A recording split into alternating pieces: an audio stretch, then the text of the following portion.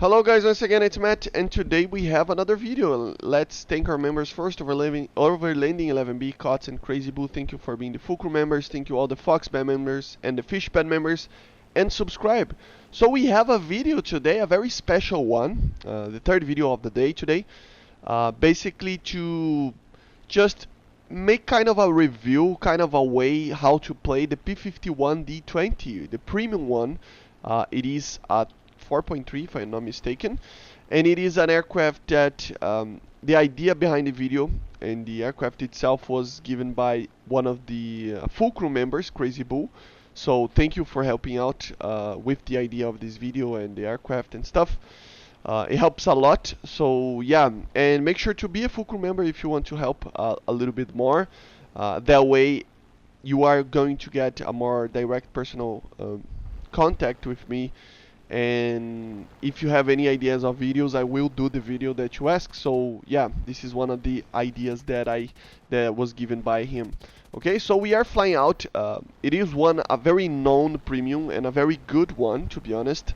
It is kind of a jack of all trades of an aircraft, you know. The P-51 in general, it is an aircraft that can do basically everything good, but it doesn't do anything particularly perfect, you know.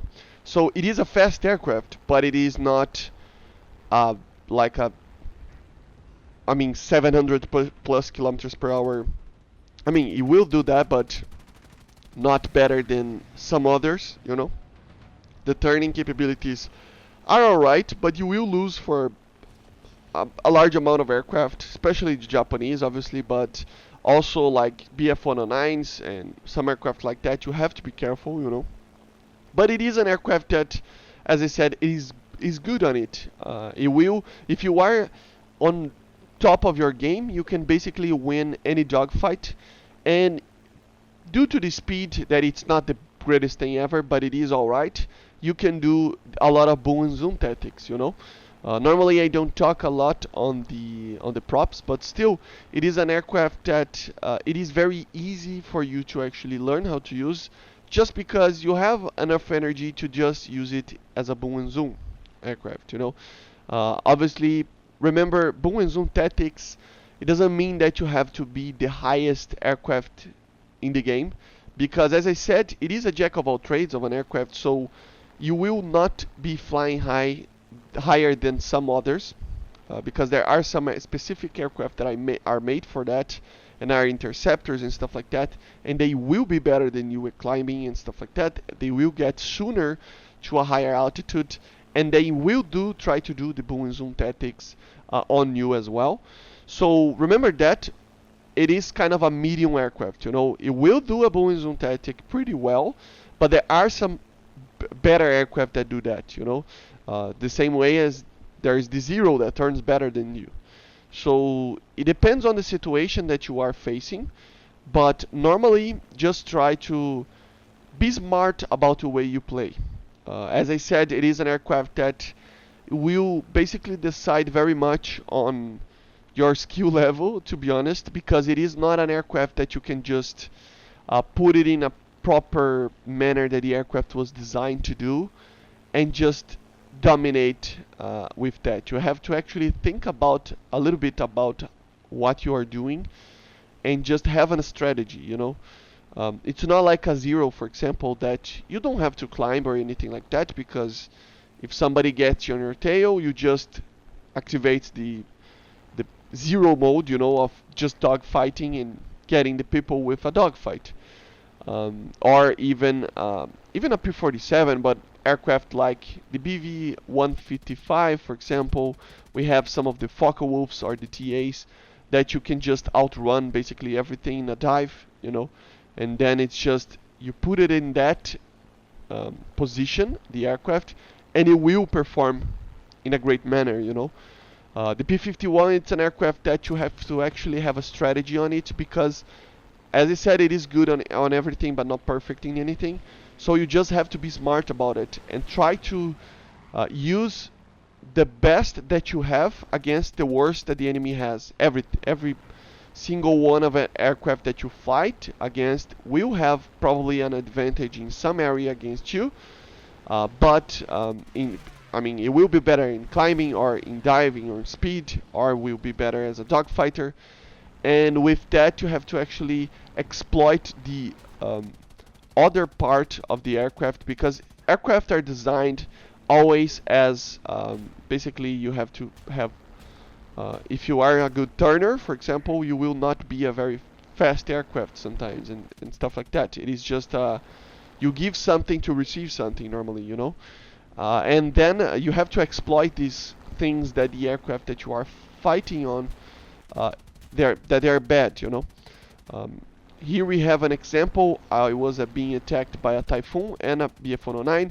The BF-109 and the Typhoon were doing the boom and zoom on me. So my initial idea here was to make them overshoot, obviously. I make the first one overshoot and then the Typhoon as well.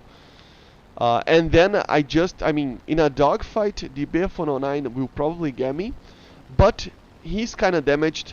And if I try to just draw a line behind his nose, behind his tail, I mean, and just try to maintain there, going upwards, doing the yo-yo, I will just maintain the energy and keep on getting back to it, you know.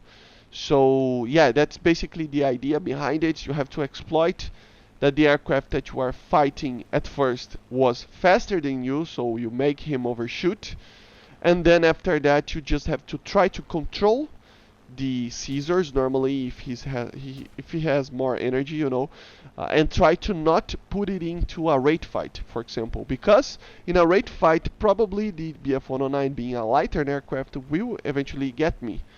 So yeah, it is problematic, you know. You have to think about what you're doing.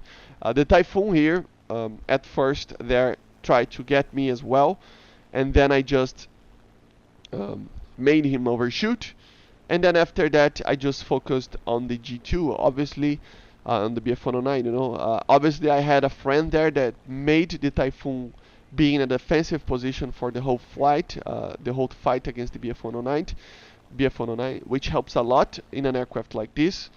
If you are with somebody, it helps a lot. It really does, especially in the massive furballs that happen sometimes, that you will see, for example, in the next match that I will show to you. But yeah, and that made the Typhoon, for example, here just keep losing energy, you know, and I'm catching up to him. Normally I wouldn't, so this is very nice. And if you didn't realize, I am using the tracer rounds. I think for the 50 cals, the American 50 cals, it's the best one. It just makes people catch on fire and it just do a lot of damage, you know. Here I'm just being a poor shot. Obviously it's still a 50 cal, it will still not do enough damage as a 20 millimeter, obviously, but it is still a very, very good ammo to use with the 50 cals, making kind of a bad gun to a good one in some certain situations, you know. And here obviously we went on a head-on, so there's not much to take from this. But yeah, the 50 cals have a very, very good range in the head-on, so it makes it a very, very easy gun to actually get people. Even though the guns are on the wings, the P-51 can hold its ground with a situation like this. And yeah, as I said, it is an aircraft that if you try to only use it as a boom and zoom aircraft, you will end up dying a lot for more faster and higher climbing aircraft. And if you try to just dogfight with everybody, you will ended up dying as well. So you have to do a kind of a mix between them, you know.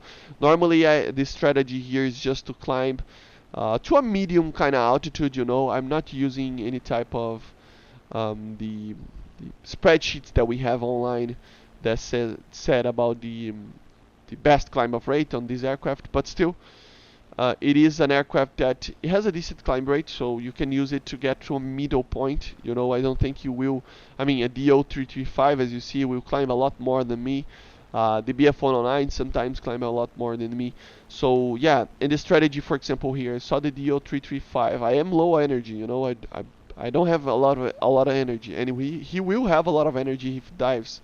So I just try to avoid him until he dives a little bit more, you know. I will not put myself into a fight against a superior aircraft in that manner, in the sense of climbing and speed. in an inferior altitude as well. So he has the higher ground, so yeah, I just avoid it. But here, for example, I have kind of a alright position. Obviously, it's 4 aircraft, but there are 2 of them that are basically in the same altitude than I am, so not much to talk about there. And then 2 lower, so I can have an advantage. Go for a quick shot on the head on there. Try to get a good shot on the BF-109 here. Kind of a bad shot, got a critical, but didn't ended up doing anything. The 109 would be kind of fast here, so I just decided to just try to dive a little bit, make him get a little bit more speed. He was kind of being a little bit weird about it, so I just make him get a little bit more speed. I know the DA4 especially has a very bad empennage, which makes it very easy to make him overshoot, as you see, in the sense of turning. So yeah, just make him overshoot and just continue with the fight. Very easy dogfight. He just do a mistake there to try to do a dogfight with me. I am in a very good position here. Just missed a lot of shots, but ended up getting the kill. And here the massive 4-ball started. So yeah, I just, instead of just trying to fly away, I ended up trying to dogfight everything that was coming to me, and it was a bit overwhelming. Ended up not being the perfect position that I am, because if I'm focused on an aircraft, another one can come and kill me. But yeah, basically this is it. I hope you find this video useful, and let me know in the comments what you are thinking about the P-51. So I see you guys on the next one. And yeah, as you see here, just completely doing mistakes, and then yeah, try to don't go solve mistakes. Yeah, bye guys, see ya.